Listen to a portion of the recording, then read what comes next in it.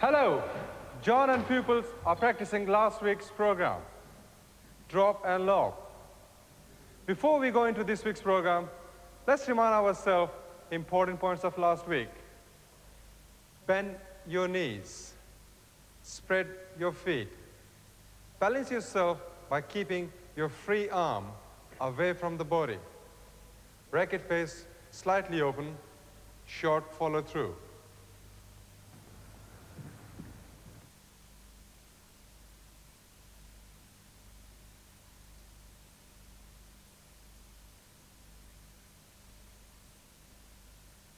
Get down low, strike the ball well in front of you, the top of the bounce. Have a very, very open racket face so it's almost flat. And lift the ball high onto the front wall with a long follow through. And the higher you get it on that front wall, the less hard you have to hit it, because the height will take the ball to the back of the court.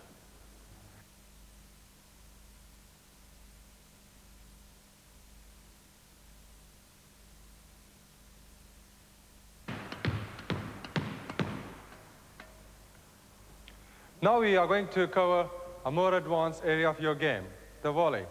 Even some of the top players have problems with that.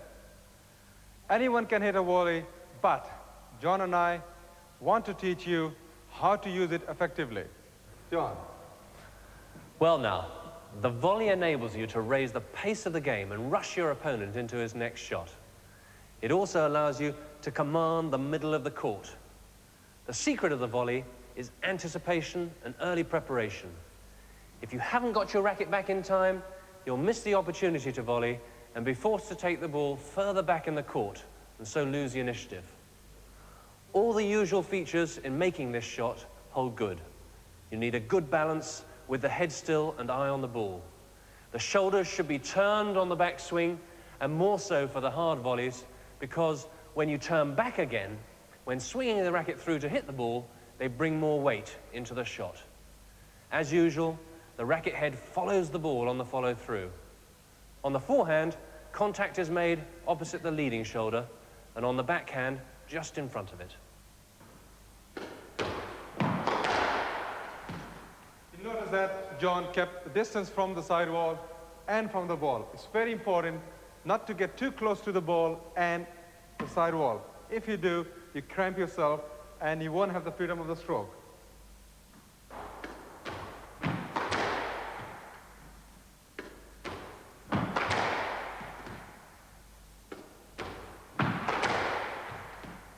Here John is trying to put the ball right deep into the back corner. The important thing is taking the kick right back above his head and getting the ball in front of the leading foot, which is the left foot. So remember to take the ball early in front of your leading foot and take racket nice and early and strike it in front. That's a good one. Sorry.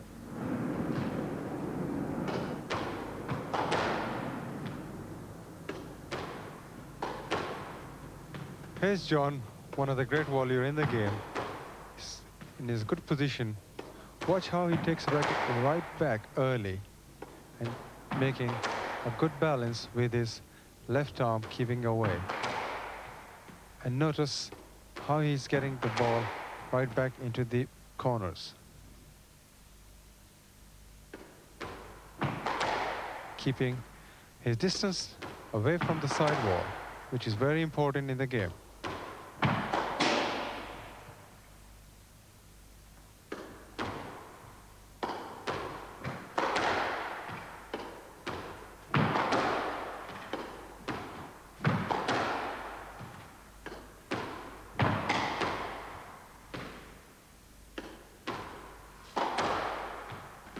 Well, that was forehand volley drive. So we'll try some on the backhand side.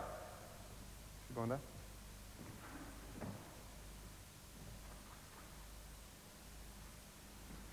For the backhand volley, same basis, you got to keep the distance from the side wall, taking the ball early and taking the back right behind your head. And this time, you got to take it a little bit in front of your leading foot.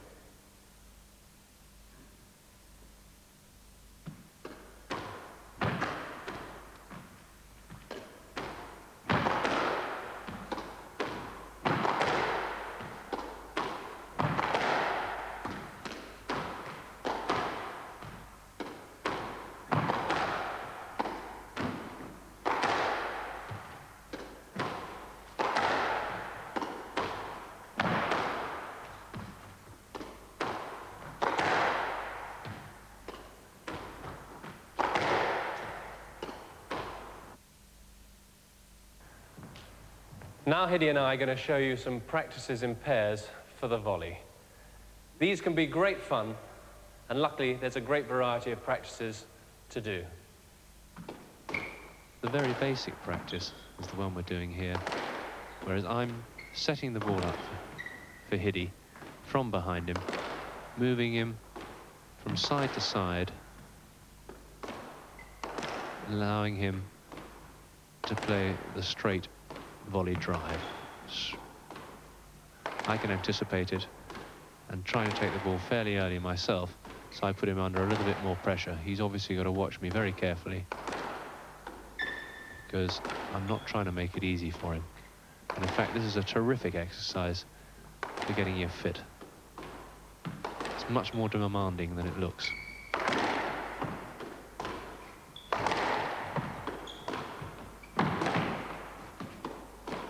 He's anticipating well at the moment. Of course, he's able to do that because he is watching the ball off my racket, probably even watching my wrist to see what's coming next.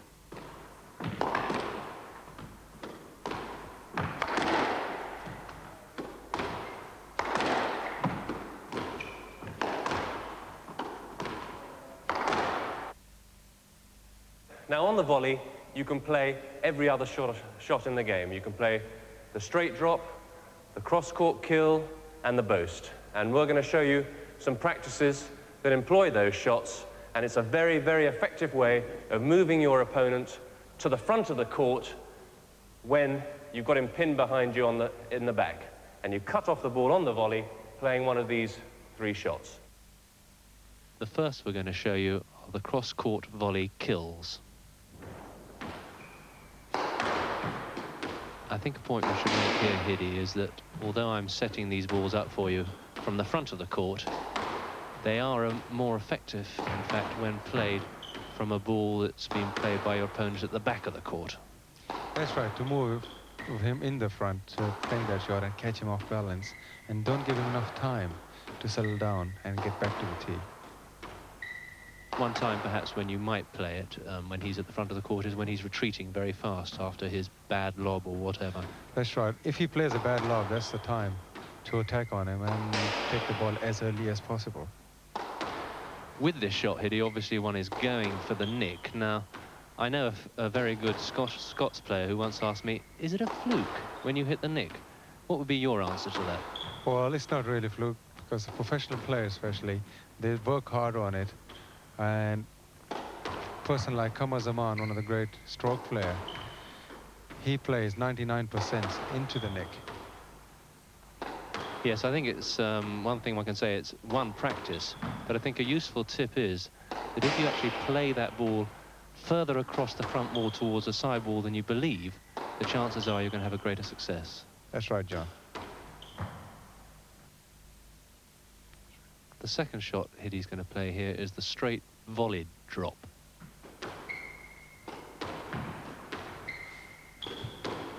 Now, this is one of your favourite shots, Hiddy. That's right, John.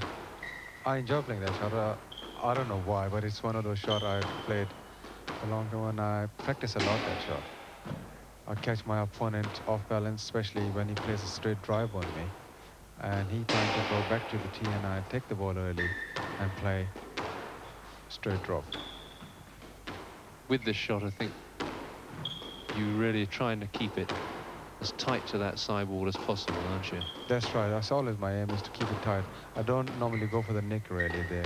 I just go straight for the side wall, close to the side wall, so which can force my opponent. Even if he gets it back, I'll get a weaker return from him. Here we're going to do it on the backhand side now. Now this really is where you have a magnificent touch. I hope the viewers can see that you play this ball with a very, very open racket face, and the racket head follows the ball through, just as it does in most shots in squash. And if you do have a little bit of angle with the ball from the side wall, you probably will go for the nick, won't you? Oh, yeah. If I have the ball a little bit away from the side wall, I'll go for the nick. And I get normally on the backhand quite a few nick shots on that shot, a straight one.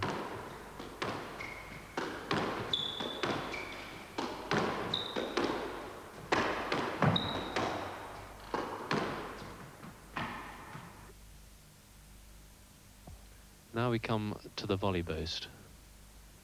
Now really for beginners, they should be thinking in terms of moving to their opponents to the front of the court by using the boast and on the volley, of course, the volley boast, because it is an easier shot to play than the drop shots. Because you can hit the ball fairly hard into that side wall, and the ball goes across the front wall, dragging your opponent to the front. Because it is an easier shot to play, perhaps that's why it's easier to retrieve and should be played with discretion. Perhaps it's at its most effective when you intercept a hard drive from your opponent from the back of the court. Now, John and I are going to play a short game. Let's see if we can pick up a few points. I've moved to the tee after we've served, and now Hiddy's object was to try and get me out of that tee position. Yes, he's done it with a length that's a little bit short. Of course, that is the objective of the game. You want your opponent in one of the four corners and you dominating the tee. There, Hiddy played a nice drop, and I couldn't retrieve it. His return of serve was nice from you, John, taking the ball early. That is the main idea, to take the service as early as possible, to force your opponent away from their tee. As you always mention, to force your opponent away from the tee. That was a good cross-court drive, John, on the serve.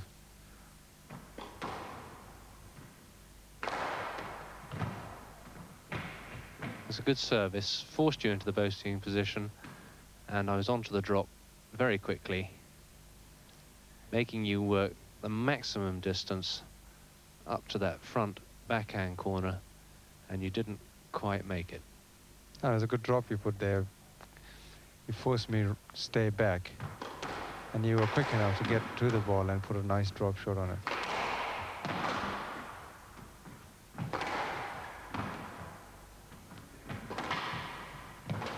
Here I'm playing a succession of back wall boasts, as they're called, which are really just lobs off the back wall. There goes one. Only professionals are allowed to play this shot.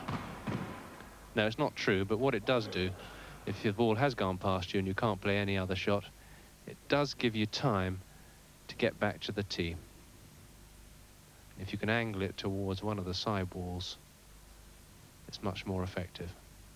Unfortunately, it proved of no worth to me because you won the rally in the end.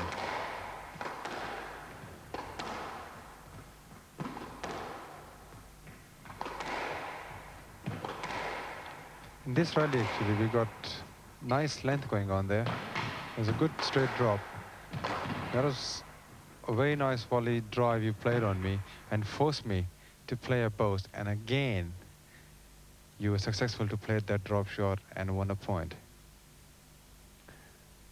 Yes, the start of the rally is good, Hiddy, as we're hitting good lengths down that backhand wall. Then you throw up a bad lob, which enabled me then to gain the initiative.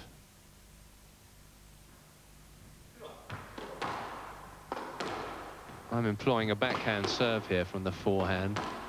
It's something that I like to do because, in fact, I keep an eye on everything that's happening in my opponent's side of the court as he's preparing to receive my serve.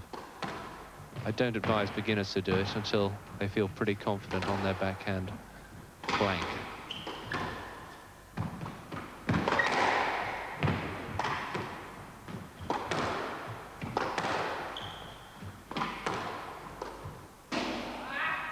That was a lazy shot from me, actually, because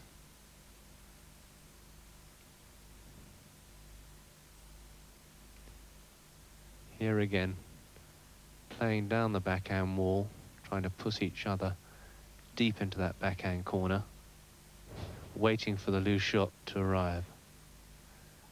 And yes, you dropped the racket head there, Hiddy. You must have just slightly let go of the racket. that's right. I thought it was my favorite shot, but it didn't work at that time.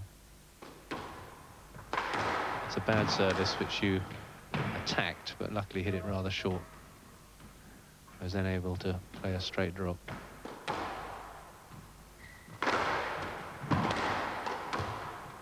Oh, I took the ball early there. on the cross court. Managed to get back into the game.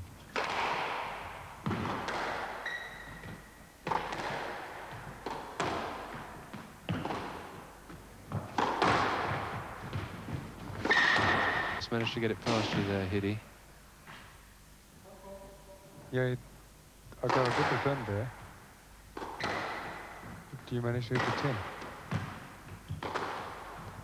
It's a reverse angle I played there into that corner. It didn't do me much good, though.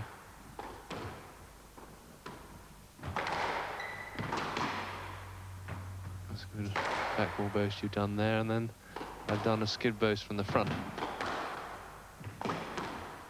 What they call a Philadelphia boast from the middle at the front of the court, which works out rather like a lob.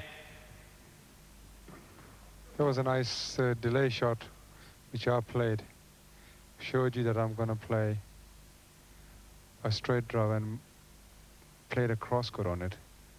But you still managed to get it back on the boast. But there, again, I played a delay shot and put it deep into the backhand corner. Fortunately, not many people have got a wrist like you hitting in the game, otherwise I'll be scattered all over the place. Oh, that's a lucky one for me.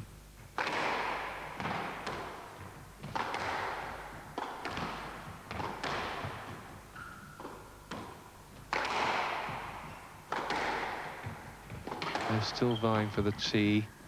Managed to get it. Managed to put in the short drop. You're now asking for a let. Yes, it happened when you played your shot. I couldn't get through to the ball.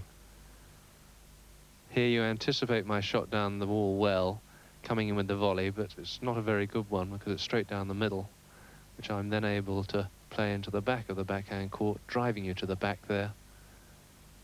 You just squeeze it up. I then finish it off with a straight drop. Please, referee.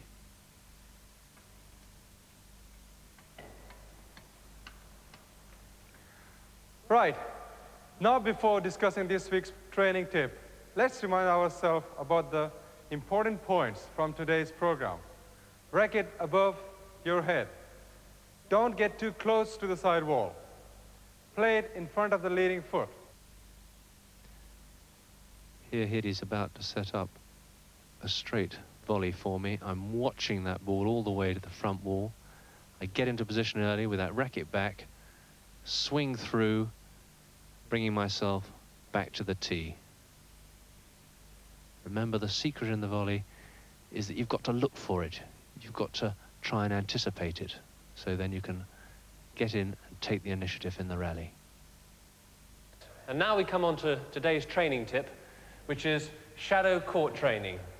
Now this can improve your movement about the court probably more than any other exercise. And if you do it properly, you can ingrain those good habits that will repay you when you come into tough matches. Hiddy is going to demonstrate it, and I'll leave it to him and talk him through it.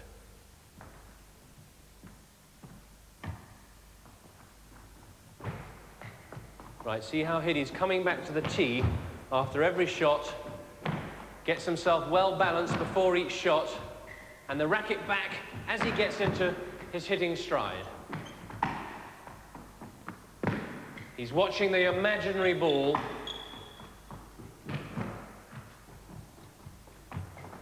And he's got to imagine that he's playing the most incredible player in the world who's moving him from corner to corner. This way you'll improve your footwork, get it much more efficient. This is one of the exercises I've done it for a long time. Helps my stamina and gives me a habit to get to every corner. It's very advisable to many of the youngsters to do this exercise. Oh dear, it's my turn. To the front, back to the tee, balance, swing, go to the front, watch that imaginary ball, back again, nice balance, arrive there with your racket back.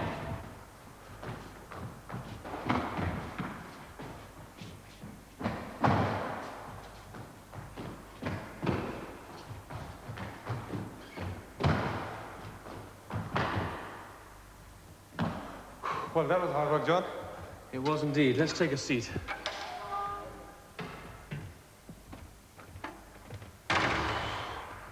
Well, John, that was a hard work. It was hard work, but hard work always repays you, doesn't it? That's right. What's we got for the tip for the viewers today? Right, well, I thought this today we'd just talk about preparation for a match. Rather than mental preparation, just physical preparation, equipment. So many people come into a match with one racket and break it, and then have the excuse that they had to use someone else's racket for the rest of the match, and that's why they lost, or that their grip was slipping. I think it's advisable if once you've got onto this stage of playing matches, that you want a couple of rackets, very much the same, so when one breaks, you take over with the other one without any noticeable difference.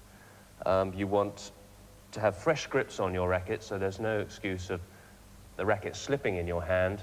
And I think another good tip, if you are inclined to sweat a lot or if it's very humid, is to have a spare shirt, which you can change in between games. It helps a lot, especially if you go for a